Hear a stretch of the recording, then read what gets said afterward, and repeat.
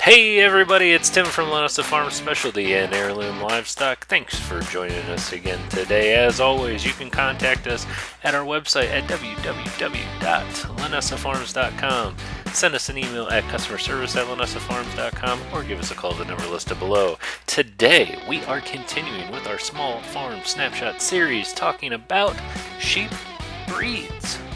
As always, we appreciate your comments. We appreciate your feedback. Make sure to contact us if you have any questions. These videos are made just for you. Don't forget to give us a thumbs up if you like these videos, and don't forget to subscribe. Without further delay, let's get started talking about sheep breeds. So I gotta admit, I got a soft spot for sheep. It is the primary animal that we raise here on our farm, and to be quite honest with you, until I really started doing research, I didn't understand how interesting these animals really are. They're very complicated. It's amazing that they can do what they do and that they work the way that they work. The other thing that I learned quite some time ago when I was actually doing my research on sheep that I found very interesting is they were actually one of the first of the domesticated animals that we know of. They actually don't know how long we've had domesticated sheep because it goes back that far.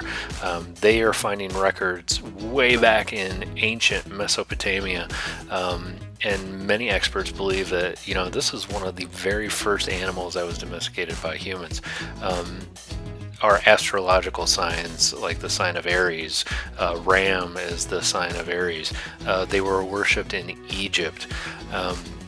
They think that these animals originally came from a breed called the Mouflon, which is an ancestor of all the modern sheep, and we can see that through genetics.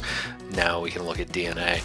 So this Mouflon was in northern Iran, northern Turkey, this ancient Mesopotamia area, Persia, and then it would spread to Asia and to Europe.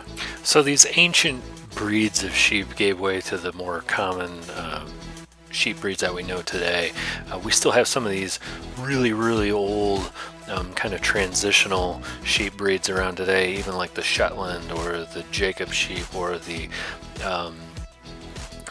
Churro, Navajo. These old breeds of sheep kind of went through this transition period, and then we started getting into these modern breeds that we know today. So we know that sheep had made it all the way to where modern day France is by 6000 BC, and then we start seeing where people are specifically breeding these sheep for things like wool. By 1000 AD, England and Spain had full running, what we would refer to today as like a factory to process wool. The Romans had invented things that we still use today, like blanketing the sheep. They found out, hey, if we cover them, we can keep the stuff from getting into the wool and keep the wool really pristine.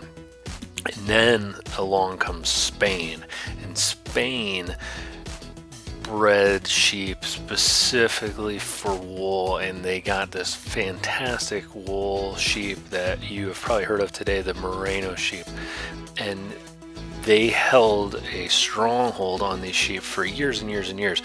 So if you can go back to ancient Europe and you could look at it, what you would find is the aristocracy and people that had money and the church.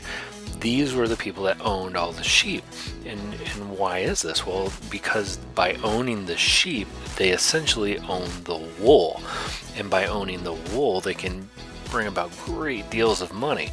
And so something that a lot of people don't know about that is extremely interesting is the conquistadors that we know that came to South America, Central America. They were financed on wool money that was generated in places like Spain. So extremely interesting stuff there. First domestic sheep to come to the Americas arrived on Columbus's second voyage, which occurred in 1493.